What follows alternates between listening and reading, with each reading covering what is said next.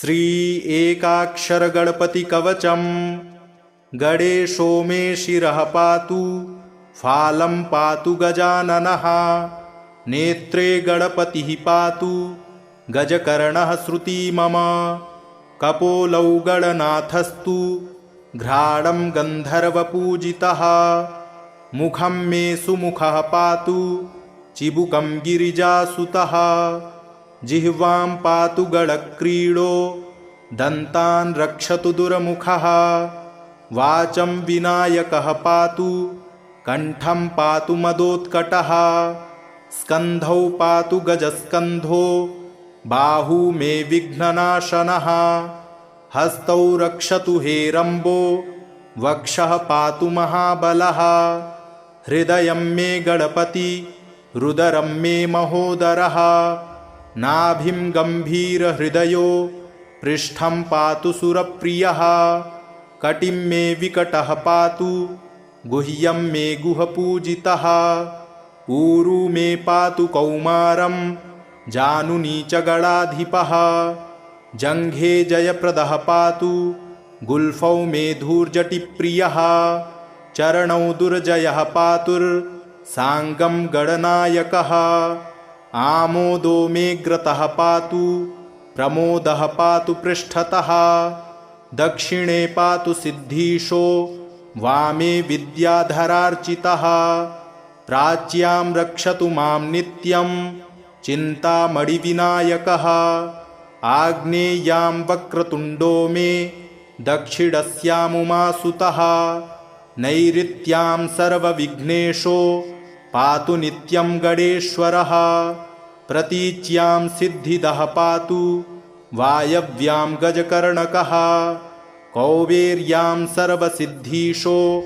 ईशान्यामीशनन्दनः। ऊर्ध्वं विनायकः पातु अधो मूषकवाहनः। दिवागोक्षीरधवलः पातु नित्यं गजाननः। रात्रौ पातु गणक्रीडो सन्ध्ययोऽसुरवन्दितः। पाशाङ्कुशाभयकरः सर्वतः पातु मां सदा। ग्रहभूतपिशाचेभ्यो पातु नित्यं गणेश्वरः। सत्त्वं रजस्तमो वाचं बुद्धिं ज्ञानं स्मृतिं दयां। धर्मं चतुर्विधं लक्ष्मीं लज्जां कीर्तिं कुलं वपुः। धनं धान्यगृहान् दारान् पुत्रान् पौत्रान् सखींस्तथा। एकदन्तोऽवतु श्रीमान् सर्वतः शङ्करात्मजः। सिद्धिदं कीर्तिदं देवी प्रपठेन्नियतः शुचिः। एककालं द्विकालं वा त्रिकालं वापि भक्तितः। न तस्य दुर्लभं किञ्चित् त्रिषु लोकेषु विद्यते। सर्वपापविनिर्मुक्तो जायते भुवि मानवः। यं यं कामयते मर्त्यः सुदुर्लभमनोरथं तं तं प्राप्नोति सकलं षाण्मासान्नात्र संशयः। मोहनस्तम्भनाकर्ष मारणोच्चाटनं वशं। स्मरणादेव जायन्ते नात्र कार्या विचारणा। सर्वविघ्नहरे देवीं ग्रहपीडानिवारणं। सर्वशत्रुक्षयकरं सर्वापत्तिनिवारणं। धृत्वेदं कवचं देवी यो जपेन्मन्त्रमुत्तमं। न वाच्यते स विघ्नौघैः कदाचिदपि कुत्रचित्। भूर्जे लिखित्वा विधिवत् धारयेद्यो नरः शुचिः। एकबाहो शिरः कण्ठे पूजयित्वा गणाधिपम्। एकाक्षरस्य मन्त्रस्य कवचं देवि दुर्लभं। यो धारयेन्महेशानि न विघ्नैरभिभूयते। गणेशहृदयं नाम कवचं सर्वसिद्धिदं। पठेद्वा पाठयेद्वापि तस्य सिद्धिः करे स्थिता। न प्रकाश्यं महेशानि कवचं यत्र कुत्रचित्। दातव्यं भक्तियुक्ताय गुरुदेवपराय च। गणेशो मे शिरः पातु फालं पातु गजाननः। नेत्रे गणपतिः पातु गजकर्णः श्रुती मम कपोलौ गणनाथस्तु घ्राणं गन्धर्वपूजितः मुखं मे सुमुखः पातु चिबुकं गिरिजासुतः जिह्वां पातु गणक्रीडो दन्तान् रक्षतु दुर्मुखः वाचं विनायकः पातु कण्ठं पातु मदोत्कटः स्कन्धौ पातु गजस्कन्धो बाहू मे विघ्ननाशनः हस्तौ रक्षतु हेरम्बो वक्षः पातु महाबलः हृदयं मे गणपति रुदरं मे महोदरः नाभिं गम्भीरहृदयो पृष्ठं पातु सुरप्रियः कटिं मे विकटः पातु गुह्यं मे गुहपूजितः ऊरू मे पातु कौमारं जानुनी च गणाधिपः जङ्घे जयप्रदः पातु गुल्फौ मे धूर्जटिप्रियः चरणौ दुर्जयः पातुर्साङ्गं गणनायकः आमोदो मे ग्रतः पातु प्रमोदः पातु पृष्ठतः दक्षिणे पातु सिद्धीशो वामे विद्याधरार्चितः प्राच्यां रक्षतु मां नित्यं चिन्तामणिविनायकः आग्नेयां वक्रतुण्डो मे दक्षिणस्यामुमासुतः नैऋत्यां सर्वविघ्नेशो पातु नित्यं गणेश्वरः प्रतीच्यां सिद्धिदः पातु वायव्यां गजकर्णकः कौबेर्यां सर्वसिद्धीशो ईशान्यामीशनन्दनः ऊर्ध्वं विनायकः पातु अधो मूषकवाहनः दिवागोक्षीरधवलः पातु नित्यं गजाननः रात्रौ पातु गणक्रीडो सन्ध्ययोऽसुरवन्दितः पाशाङ्कुशाभयकरः सर्वतः पातु मां सदा ग्रहभूतपिशाचेभ्यो पातु नित्यं गणेश्वरः सत्त्वं रजस्तमो वाचं बुद्धिं ज्ञानं स्मृतिं दयां धर्मं चतुर्विधं लक्ष्मीं लज्जां कीर्तिं कुलं वपुः धनं धान्यगृहान् दारान् पुत्रान् पौत्रान् सखींस्तथा एकदन्तोऽवतु श्रीमान् सर्वतः शङ्करात्मजः सिद्धिदं कीर्तिदं देवी प्रपठेन्नियतः शुचिः एककालं द्विकालं वा त्रिकालं वापि भक्तितः न तस्य दुर्लभं किञ्चित् त्रिषु लोकेषु विद्यते सर्वपापविनिर्मुक्तो जायते भुवि मानवः यं यं कामयते मर्त्यः सुदुर्लभमनोरथं तं तं प्राप्नोति सकलं षाण्मासान्नात्र संशयः मोहनस्तम्भनाकर्ष मारणोच्चाटनं वशं स्मरणादेव जायन्ते नात्र कार्या विचारणा सर्वविघ्नहरे देवीं ग्रहपीडानिवारणं सर्वशत्रुक्षयकरं सर्वापत्तिनिवारणं धृत्वेदं कवचं देवी यो जपेन्मन्त्रमुत्तमं न वाच्यते स विघ्नौघैः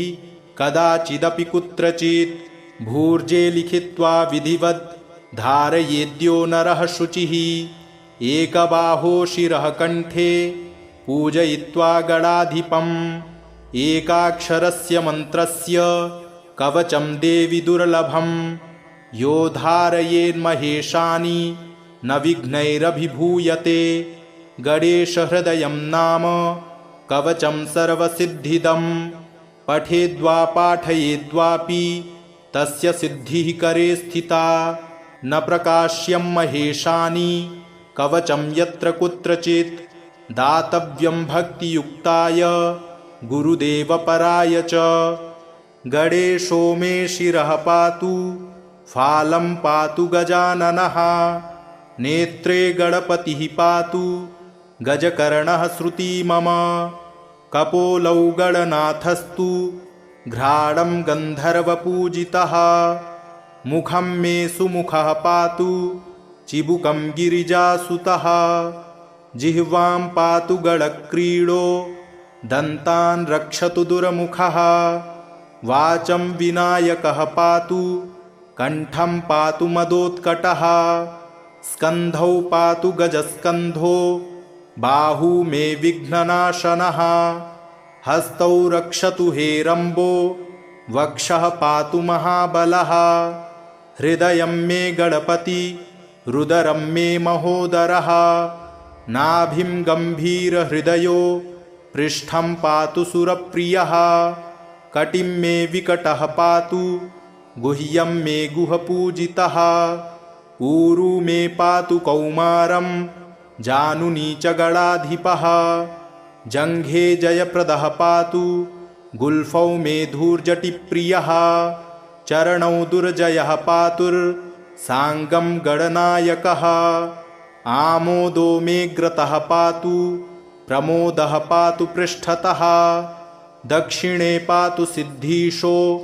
वामे विद्याधरार्चितः प्राच्यां रक्षतु मां नित्यं चिन्तामणिविनायकः आग्नेयां वक्रतुण्डो मे दक्षिणस्यामुमासुतः नैऋत्यां सर्वविघ्नेशो पातु नित्यं गणेश्वरः प्रतीच्यां सिद्धिदः पातु वायव्यां गजकर्णकः कौबेर्यां सर्वसिद्धीशो ईशान्यामीशनन्दनः ऊर्ध्वं विनायकः पातु अधो मूषकवाहनः दिवागोक्षीरधवलः पातु नित्यं गजाननः रात्रौ पातु गणक्रीडो सन्ध्ययोऽसुरवन्दितः पाशाङ्कुशाभयकरः सर्वतः पातु मां सदा ग्रहभूतपिशाचेभ्यो पातु नित्यं गणेश्वरः सत्त्वं रजस्तमो वाचं बुद्धिं ज्ञानं स्मृतिं दयां धर्मं चतुर्विधं लक्ष्मीं लज्जां कीर्तिं कुलं वपुः धनं धान्यगृहान् दारान् पुत्रान् पौत्रान् सखींस्तथा एकदन्तोऽवतु श्रीमान् सर्वतः शङ्करात्मजः सिद्धिदं कीर्तिदं देवी प्रपठेन्नियतः शुचिः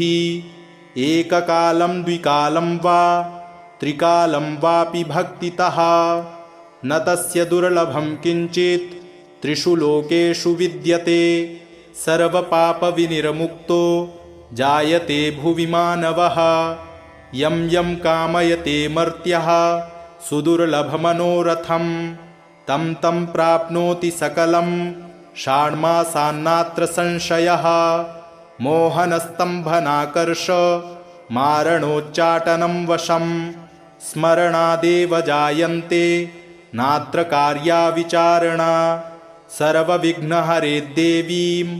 ग्रहपीडानिवारणं सर्वशत्रुक्षयकरं सर्वापत्तिनिवारणं धृत्वेदं कवचं देवी यो जपेन्मन्त्रमुत्तमं न वाच्यते स विघ्नौघैः कदाचिदपि कुत्रचित् भूर्जे लिखित्वा विधिवत्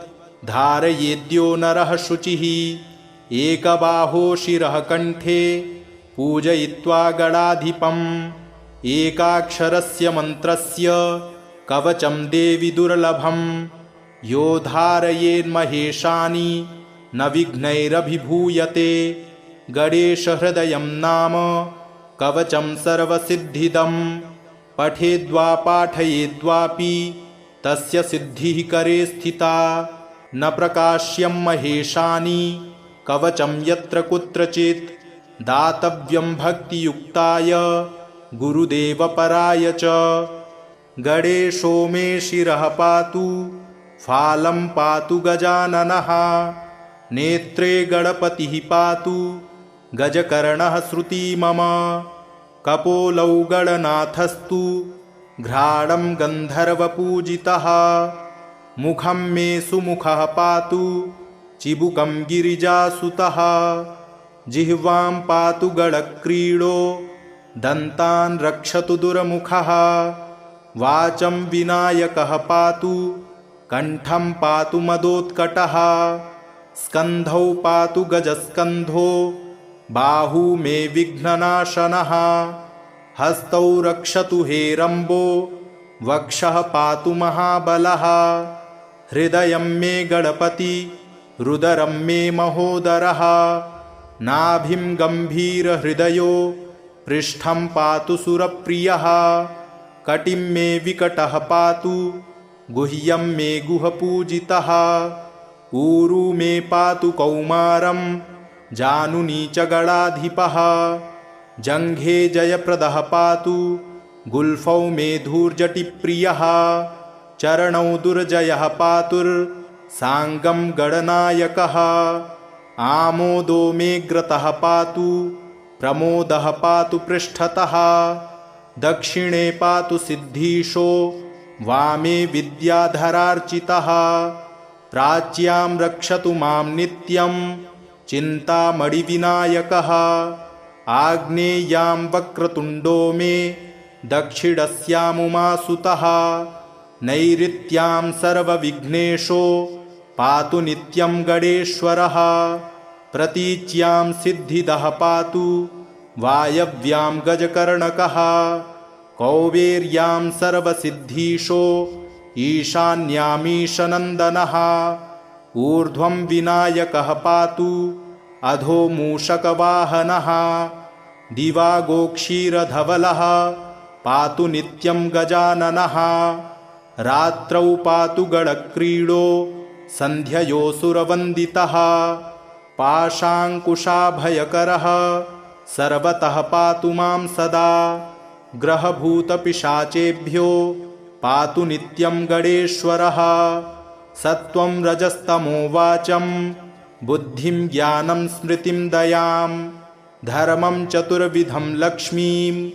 लज्जां कीर्तिं कुलं वपुः धनं धान्यगृहान् दारान् पुत्रान् पौत्रान् सखींस्तथा एकदन्तोऽवतु श्रीमान् सर्वतः शङ्करात्मजः सिद्धिदं कीर्तिदं देवी प्रपठेन्नियतः शुचिः एककालं द्विकालं वा त्रिकालं वापि भक्तितः न तस्य दुर्लभं किञ्चित् त्रिषु लोकेषु विद्यते सर्वपापविनिर्मुक्तो जायते भुवि मानवः यं यं कामयते मर्त्यः सुदुर्लभमनोरथं तं तं प्राप्नोति सकलं षाण्मासान्नात्र संशयः मोहनस्तम्भनाकर्ष मारणोच्चाटनं वशं स्मरणादेव जायन्ते नात्र कार्या विचारणा सर्वविघ्नहरे देवीं ग्रहपीडानिवारणं सर्वशत्रुक्षयकरं सर्वापत्तिनिवारणं धृत्वेदं कवचं देवी यो जपेन्मन्त्रमुत्तमं न वाच्यते स विघ्नौघैः कदाचिदपि कुत्रचित् भूर्जे लिखित्वा विधिवद् धारयेद्यो नरः शुचिः एकबाहो शिरः कण्ठे पूजयित्वा गणाधिपम् एकाक्षरस्य मन्त्रस्य कवचं देवि दुर्लभं यो धारयेन्महेशानि न विघ्नैरभिभूयते गणेशहृदयं नाम कवचं सर्वसिद्धिदं पठेद्वा पाठयेद्वापि तस्य सिद्धिः करे स्थिता न प्रकाश्यं महेशानि कवचं यत्र कुत्रचित् दातव्यं भक्तियुक्ताय गुरुदेवपराय च गणेशो मे शिरः पातु फालं पातु गजाननः नेत्रे गणपतिः पातु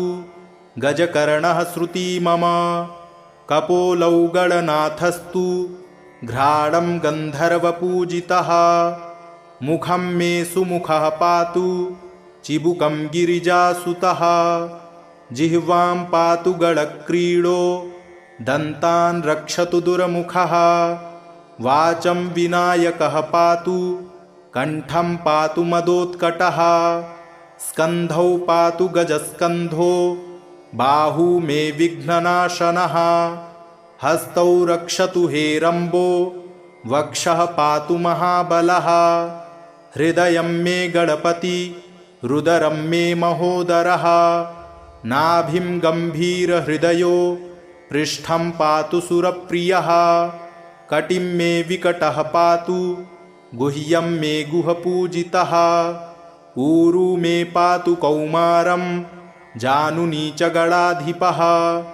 जङ्घे जयप्रदः पातु गुल्फौ मे धूर्जटिप्रियः चरणौ दुर्जयः पातुर्साङ्गं गणनायकः आमोदो मे ग्रतः पातु प्रमोदः पातु पृष्ठतः दक्षिणे पातु सिद्धीशो वामे विद्याधरार्चितः प्राच्यां रक्षतु मां नित्यं चिन्तामणिविनायकः आग्नेयां वक्रतुण्डो मे दक्षिणस्यामुमासुतः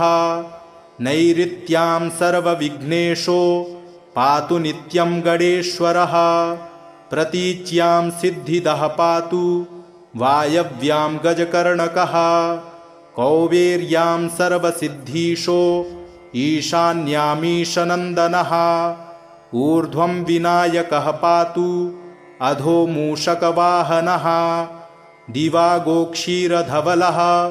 पातु नित्यं गजाननः रात्रौ पातु गणक्रीडो सन्ध्ययोऽसुरवन्दितः पाशाङ्कुशाभयकरः सर्वतः पातु मां सदा ग्रहभूतपिशाचेभ्यो पातु नित्यं गणेश्वरः सत्त्वं रजस्तमो वाचं बुद्धिं ज्ञानं स्मृतिं दयां धर्मं चतुर्विधं लक्ष्मीं लज्जां कीर्तिं कुलं वपुः धनं धान्यगृहान् दारान् पुत्रान् पौत्रान् सखींस्तथा एकदन्तोऽवतु श्रीमान्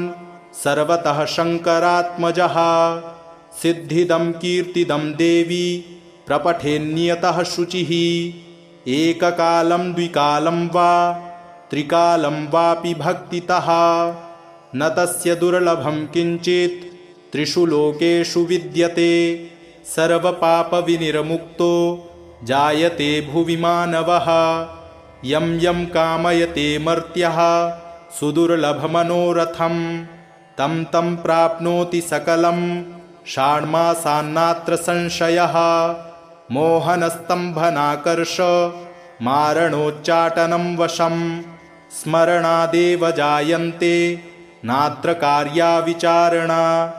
सर्वविघ्नहरे देवीं ग्रहपीडानिवारणं सर्वशत्रुक्षयकरं सर्वापत्तिनिवारणं धृत्वेदं कवचं देवी यो जपेन्मन्त्रमुत्तमं न वाच्यते स विघ्नौघैः कदाचिदपि कुत्रचित् भूर्जे लिखित्वा विधिवत् धारयेद्यो नरः शुचिः एकबाहो शिरः कण्ठे पूजयित्वा गणाधिपम् एकाक्षरस्य मन्त्रस्य कवचं देवि दुर्लभं यो धारयेन्महेशानि न विघ्नैरभिभूयते गणेशहृदयं नाम कवचं सर्वसिद्धिदं पठेद्वा पाठयेद्वापि तस्य सिद्धिः करे स्थिता न प्रकाश्यं महेशानि कवचं यत्र कुत्रचित् दातव्यं भक्तियुक्ताय गुरुदेवपराय च गणेशो मे शिरः पातु फालं पातु गजाननः नेत्रे गणपतिः पातु गजकर्णः श्रुती मम कपोलौ गणनाथस्तु घ्राणं गन्धर्वपूजितः मुखं मे सुमुखः पातु चिबुकं गिरिजासुतः जिह्वां पातु गणक्रीडो दन्तान् रक्षतु दुर्मुखः वाचं विनायकः पातु कण्ठं पातु मदोत्कटः स्कन्धौ पातु गजस्कन्धो बाहू मे विघ्ननाशनः हस्तौ रक्षतु हेरम्बो वक्षः पातु महाबलः हृदयं मे गणपति रुदरं मे महोदरः नाभिं गम्भीरहृदयो पृष्ठं पातु सुरप्रियः कटिं मे विकटः पातु गुह्यं मे गुहपूजितः ऊरू मे पातु कौमारं जानुनी च गणाधिपः जङ्घे जयप्रदः पातु गुल्फौ मे धूर्जटिप्रियः चरणौ दुर्जयः पातुर्साङ्गं गणनायकः आमोदो मे ग्रतः पातु प्रमोदः पातु पृष्ठतः दक्षिणे पातु सिद्धीशो वामे विद्याधरार्चितः प्राच्यां रक्षतु मां नित्यं चिन्तामणिविनायकः आग्नेयां वक्रतुण्डो मे दक्षिणस्यामुमासुतः नैऋत्यां सर्वविघ्नेशो पातु नित्यं गणेश्वरः प्रतीच्यां सिद्धिदः पातु वायव्यां गजकर्णकः कौबेर्यां सर्वसिद्धीशो ईशान्यामीशनन्दनः ऊर्ध्वं विनायकः पातु अधो मूषकवाहनः दिवा गोक्षीरधवलः पातु नित्यं गजाननः रात्रौ पातु गणक्रीडो सन्ध्ययोऽसुरवन्दितः पाशाङ्कुशाभयकरः सर्वतः पातु मां सदा ग्रहभूतपिशाचेभ्यो पातु नित्यं गणेश्वरः सत्त्वं रजस्तमो वाचं बुद्धिं ज्ञानं स्मृतिं दयां धर्मं चतुर्विधं लक्ष्मीं लज्जां कीर्तिं कुलं वपुः धनं धान्यगृहान् दारान् पुत्रान् पौत्रान् सखींस्तथा एकदन्तोऽवतु श्रीमान् सर्वतः शङ्करात्मजः सिद्धिदं कीर्तिदं देवी प्रपठेन्नियतः शुचिः एककालं द्विकालं वा त्रिकालं वापि भक्तितः न तस्य दुर्लभं किञ्चित् त्रिषु लोकेषु विद्यते सर्वपापविनिर्मुक्तो जायते भुवि मानवः यं यं कामयते मर्त्यः सुदुर्लभमनोरथं तं तं प्राप्नोति सकलं षाण्मासान्नात्र संशयः मोहनस्तम्भनाकर्ष मारणोच्चाटनं वशं स्मरणादेव जायन्ते नात्र कार्या विचारणा सर्वविघ्नहरे देवीं ग्रहपीडानिवारणं सर्वशत्रुक्षयकरं सर्वापत्तिनिवारणं धृत्वेदं कवचं देवी यो जपेन्मन्त्रमुत्तमं न वाच्यते स विघ्नौघैः कदाचिदपि कुत्रचित् भूर्जे लिखित्वा विधिवत् धारयेद्यो नरः शुचिः एकबाहो शिरः कण्ठे पूजयित्वा गणाधिपम् एकाक्षरस्य मन्त्रस्य कवचं देवि दुर्लभं यो धारयेन्महेशानि न विघ्नैरभिभूयते गणेशहृदयं नाम कवचं सर्वसिद्धिदं पठेद्वा पाठयेद्वापि तस्य सिद्धिः करे स्थिता न प्रकाश्यं महेशानि कवचं यत्र कुत्रचित् दातव्यं भक्तियुक्ताय गुरुदेवपराय च गणेशो मे शिरः पातु फालं पातु गजाननः नेत्रे गणपतिः पातु गजकर्णः श्रुती मम कपोलौ गणनाथस्तु घ्राणं गन्धर्वपूजितः मुखं मे सुमुखः पातु चिबुकं गिरिजासुतः जिह्वां पातु गणक्रीडो दन्तान् रक्षतु दुर्मुखः वाचं विनायकः पातु कण्ठं पातु मदोत्कटः स्कन्धौ पातु गजस्कन्धो बाहू मे विघ्ननाशनः हस्तौ रक्षतु हेरम्बो वक्षः पातु महाबलः हृदयं मे गणपति रुदरं मे महोदरः नाभिं गम्भीरहृदयो पृष्ठं पातु सुरप्रियः कटिं मे विकटः पातु गुह्यं मे गुहपूजितः ऊरू मे पातु कौमारं जानुनी च गणाधिपः जङ्घे जयप्रदः पातु गुल्फौ मेधूर्जटिप्रियः चरणौ दुर्जयः पातुर्साङ्गं गणनायकः आमोदो मेऽग्रतः पातु प्रमोदः पातु पृष्ठतः दक्षिणे पातु सिद्धीशो वामे विद्याधरार्चितः प्राच्यां रक्षतु मां नित्यं चिन्तामणिविनायकः आग्नेयां वक्रतुण्डो मे दक्षिणस्यामुमासुतः नैऋत्यां सर्वविघ्नेशो पातु नित्यं गणेश्वरः प्रतीच्यां सिद्धिदः पातु वायव्यां गजकर्णकः कौबेर्यां सर्वसिद्धीशो ईशान्यामीशनन्दनः ऊर्ध्वं विनायकः पातु अधो मूषकवाहनः दिवागोक्षीरधवलः पातु नित्यं गजाननः रात्रौ पातु गणक्रीडो सन्ध्ययोऽसुरवन्दितः पाशाङ्कुशाभयकरः सर्वतः पातु मां सदा ग्रहभूतपिशाचेभ्यो पातु नित्यं गणेश्वरः सत्त्वं रजस्तमो वाचं बुद्धिं ज्ञानं स्मृतिं दयां धर्मं चतुर्विधं लक्ष्मीं लज्जां कीर्तिं कुलं वपुः धनं धान्यगृहान् दारान् पुत्रान् पौत्रान् सखींस्तथा एकदन्तोऽवतु श्रीमान् सर्वतः शङ्करात्मजः सिद्धिदं कीर्तिदं देवी प्रपठेन्नियतः शुचिः एककालं द्विकालं वा त्रिकालं वापि भक्तितः न तस्य दुर्लभं किञ्चित् त्रिषु लोकेषु विद्यते सर्वपापविनिर्मुक्तो जायते भुवि मानवः यं यं कामयते मर्त्यः सुदुर्लभमनोरथं तं तं प्राप्नोति सकलं षाण्मासान्नात्र संशयः मोहनस्तम्भनाकर्ष मारणोच्चाटनं वशं स्मरणादेव जायन्ते नात्र कार्या विचारणा सर्वविघ्नहरे देवीं ग्रहपीडानिवारणं सर्वशत्रुक्षयकरं सर्वापत्तिनिवारणं धृत्वेदं कवचं देवी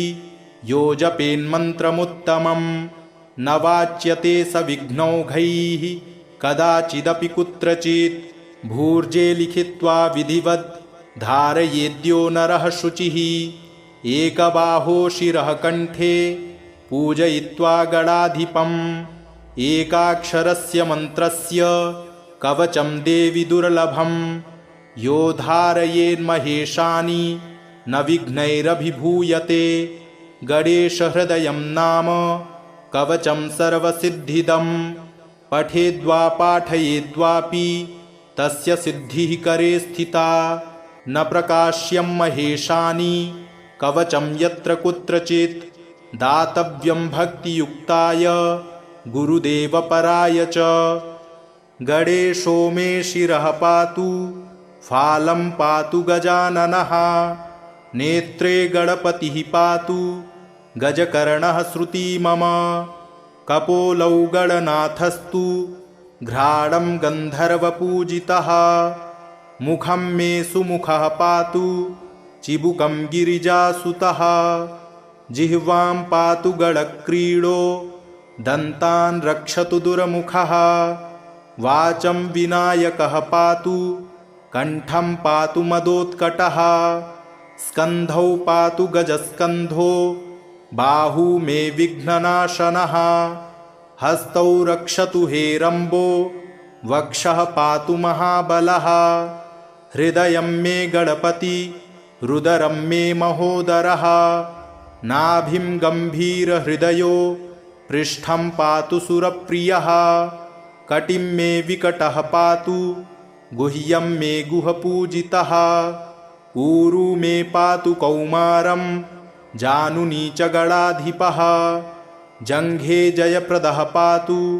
गुल्फौ मे धूर्जटिप्रियः चरणौ दुर्जयः पातुर्साङ्गं गणनायकः आमोदो मेऽग्रतः पातु प्रमोदः पातु पृष्ठतः दक्षिणे पातु सिद्धीशो वामे विद्याधरार्चितः प्राच्यां रक्षतु मां नित्यं चिन्तामणिविनायकः आग्नेयां वक्रतुण्डो मे दक्षिणस्यामुमासुतः नैऋत्यां सर्वविघ्नेशो पातु नित्यं गणेश्वरः प्रतीच्यां सिद्धिदः पातु वायव्यां गजकर्णकः कौबेर्यां सर्वसिद्धीशो ईशान्यामीशनन्दनः ऊर्ध्वं विनायकः पातु अधो मूषकवाहनः दिवागोक्षीरधवलः पातु नित्यं गजाननः रात्रौ पातु गणक्रीडो सन्ध्ययोऽसुरवन्दितः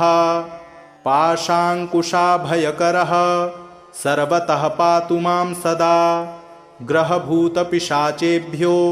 पातु नित्यं गणेश्वरः सत्त्वं रजस्तमो वाचं बुद्धिं ज्ञानं स्मृतिं दयां धर्मं चतुर्विधं लक्ष्मीं लज्जां कीर्तिं कुलं वपुः धनं धान्यगृहान् दारान् पुत्रान् पौत्रान् सखींस्तथा एकदन्तोऽवतु श्रीमान् सर्वतः शङ्करात्मजः सिद्धिदं कीर्तिदं देवी प्रपठेन्नियतः शुचिः एककालं द्विकालं वा त्रिकालं वापि भक्तितः न तस्य दुर्लभं किञ्चित् त्रिषु लोकेषु विद्यते सर्वपापविनिर्मुक्तो जायते भुवि मानवः यं यं कामयते मर्त्यः सुदुर्लभमनोरथं तं तं प्राप्नोति सकलं षाण्मासान्नात्र संशयः मोहनस्तम्भनाकर्ष मारणोच्चाटनं वशं स्मरणादेव जायन्ते नात्र कार्या विचारणा सर्वविघ्नहरे देवीं ग्रहपीडानिवारणं सर्वशत्रुक्षयकरं सर्वापत्तिनिवारणं धृत्वेदं कवचं देवी यो जपेन्मन्त्रमुत्तमं न वाच्यते स विघ्नौघैः कदाचिदपि कुत्रचित् भूर्जे लिखित्वा विधिवत् धारयेद्यो नरः शुचिः एकबाहो शिरः कण्ठे पूजयित्वा गणाधिपम् एकाक्षरस्य मन्त्रस्य कवचं देवि दुर्लभं यो धारयेन्महेशानि न विघ्नैरभिभूयते गणेशहृदयं नाम कवचं सर्वसिद्धिदं पठेद्वा पाठयेद्वापि तस्य सिद्धिः करे स्थिता न प्रकाश्यं महेशानि कवचं यत्र कुत्रचित् दातव्यं भक्तियुक्ताय गुरुदेवपराय च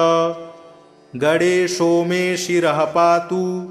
फालं पातु गजाननः नेत्रे गणपतिः पातु गजकर्णः श्रुती मम कपोलौ गणनाथस्तु घ्राणं गन्धर्वपूजितः मुखं मे सुमुखः पातु चिबुकं गिरिजासुतः जिह्वां पातु गणक्रीडो दन्तान् रक्षतु दुर्मुखः वाचं विनायकः पातु कण्ठं पातु मदोत्कटः स्कन्धौ पातु गजस्कन्धो बाहू मे विघ्ननाशनः हस्तौ रक्षतु हेरम्बो वक्षः पातु महाबलः हृदयं मे गणपति रुदरं मे महोदरः नाभिं गम्भीरहृदयो पृष्ठं पातु सुरप्रियः कटिं मे विकटः पातु गुह्यं मे गुहपूजितः ऊरू मे पातु कौमारं जानुनी च गणाधिपः जङ्घे जयप्रदः पातु गुल्फौ मे धूर्जटिप्रियः चरणौ दुर्जयः पातुर्साङ्गं गणनायकः आमोदो मे ग्रतः पातु प्रमोदः पातु पृष्ठतः दक्षिणे पातु सिद्धीशो वामे विद्याधरार्चितः प्राच्यां रक्षतु मां नित्यं चिन्तामणिविनायकः आग्नेयां वक्रतुण्डो मे दक्षिणस्यामुमासुतः नैऋत्यां सर्वविघ्नेशो पातु नित्यं गणेश्वरः प्रतीच्यां सिद्धिदः पातु वायव्यां गजकर्णकः कौबेर्यां सर्वसिद्धीशो ईशान्यामीशनन्दनः ऊर्ध्वं विनायकः पातु अधो मूषकवाहनः दिवागोक्षीरधवलः पातु नित्यं गजाननः रात्रौ पातु गणक्रीडो सन्ध्ययोऽसुरवन्दितः पाशाङ्कुशाभयकरः सर्वतः पातु मां सदा ग्रहभूतपिशाचेभ्यो पातु नित्यं गणेश्वरः सत्त्वं रजस्तमो वाचं बुद्धिं ज्ञानं स्मृतिं दयां धर्मं चतुर्विधं लक्ष्मीं लज्जां कीर्तिं कुलं वपुः धनं धान्यगृहान् दारान् पुत्रान् पौत्रान् सखींस्तथा एकदन्तोऽवतु श्रीमान् सर्वतः शङ्करात्मजः सिद्धिदं कीर्तिदं देवी प्रपठेन्नियतः शुचिः एककालं द्विकालं वा त्रिकालं वापि भक्तितः न तस्य दुर्लभं किञ्चित् त्रिषु लोकेषु विद्यते सर्वपापविनिर्मुक्तो जायते भुवि मानवः यं यं कामयते मर्त्यः सुदुर्लभमनोरथं तं तं प्राप्नोति सकलं षाण्मासान्नात्र संशयः मोहनस्तम्भनाकर्ष मारणोच्चाटनं वशं स्मरणादेव जायन्ते नात्र कार्या विचारणा सर्वविघ्नहरे देवीं ग्रहपीडानिवारणं सर्वशत्रुक्षयकरं सर्वापत्तिनिवारणं धृत्वेदं कवचं देवी यो जपेन्मन्त्रमुत्तमं न वाच्यते स विघ्नौघैः कदाचिदपि कुत्रचित् भूर्जे लिखित्वा विधिवत् धारयेद्यो नरः शुचिः एकबाहो शिरः कण्ठे पूजयित्वा गणाधिपम् एकाक्षरस्य मन्त्रस्य कवचं देवि दुर्लभं यो धारयेन्महेशानि न विघ्नैरभिभूयते गणेशहृदयं नाम कवचं सर्वसिद्धिदं पठेद्वा पाठयेद्वापि तस्य सिद्धिः करे स्थिता न प्रकाश्यं महेशानि कवचं यत्र कुत्रचित् दातव्यं भक्तियुक्ताय गुरुदेवपराय च गणेशो मे शिरः पातु फालं पातु गजाननः नेत्रे गणपतिः पातु गजकर्णः श्रुती मम कपोलौ गणनाथस्तु घ्राणं गन्धर्वपूजितः मुखं मे सुमुखः पातु चिबुकं गिरिजासुतः जिह्वां पातु गणक्रीडो दन्तान् रक्षतु दुर्मुखः वाचं विनायकः पातु कण्ठं पातु मदोत्कटः स्कन्धौ पातु गजस्कन्धो बाहू मे विघ्ननाशनः हस्तौ रक्षतु हेरम्बो वक्षः पातु महाबलः हृदयं मे गणपति रुदरं मे महोदरः नाभिं गम्भीरहृदयो पृष्ठं पातु सुरप्रियः कटिं मे विकटः पातु गुह्यं मे गुहपूजितः ऊरू मे पातु कौमारं जानुनी च गणाधिपः जङ्घे जयप्रदः पातु गुल्फौ मे धूर्जटिप्रियः चरणौ दुर्जयः पातुर्साङ्गं गणनायकः आमोदो मे ग्रतः पातु प्रमोदः पातु पृष्ठतः दक्षिणे पातु सिद्धीशो वामे विद्याधरार्चितः प्राच्यां रक्षतु मां नित्यं चिन्तामणिविनायकः आग्नेयां वक्रतुण्डो मे दक्षिणस्यामुमासुतः नैऋत्यां सर्वविघ्नेशो पातु नित्यं गणेश्वरः प्रतीच्यां सिद्धिदः पातु वायव्यां गजकर्णकः कौबेर्यां सर्वसिद्धीशो ईशान्यामीशनन्दनः ऊर्ध्वं विनायकः पातु अधो मूषकवाहनः दिवागोक्षीरधवलः पातु नित्यं गजाननः रात्रौ पातु गणक्रीडो सन्ध्ययोऽसुरवन्दितः पाशाङ्कुशाभयकरः सर्वतः पातु मां सदा ग्रहभूतपिशाचेभ्यो पातु नित्यं गणेश्वरः सत्त्वं रजस्तमो वाचं बुद्धिं ज्ञानं स्मृतिं दयां धर्मं चतुर्विधं लक्ष्मीं लज्जां कीर्तिं कुलं वपुः धनं धान्यगृहान् दारान् पुत्रान् पौत्रान् सखींस्तथा एकदन्तोऽवतु श्रीमान् सर्वतः शङ्करात्मजः सिद्धिदं कीर्तिदं देवी प्रपठेन्नियतः शुचिः एककालं द्विकालं वा त्रिकालं वापि भक्तितः न तस्य दुर्लभं किञ्चित् त्रिषु लोकेषु विद्यते सर्वपापविनिर्मुक्तो जायते भुवि मानवः यं यं कामयते मर्त्यः सुदुर्लभमनोरथं तं तं प्राप्नोति सकलं षाण्मासान्नात्र संशयः मोहनस्तम्भनाकर्ष